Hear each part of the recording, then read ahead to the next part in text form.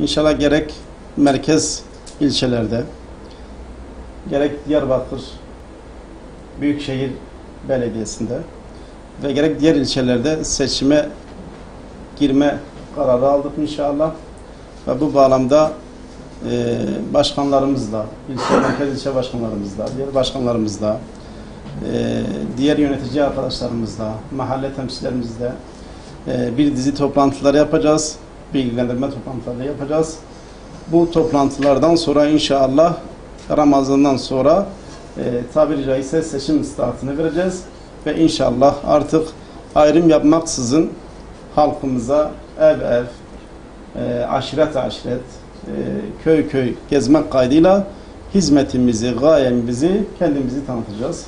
Bu bağlamda siz değerli başkanlarıma çok daha büyük görev düşmektedir. Çünkü halkımız gerçekten de hizmete muhtaç durumdadır. Bu hizmeti götürebilecek kadro olarak bizleri görmektedir. Zira basından gerek halktan duyduğumuz kadarıyla millet bir beklenti içerisindedir.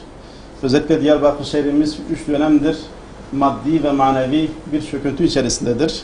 Halkımızın maddi ve manevi ilerleyebilmesi, bu çöküntünün sona ermesi inşallah bizlere bağlıdır.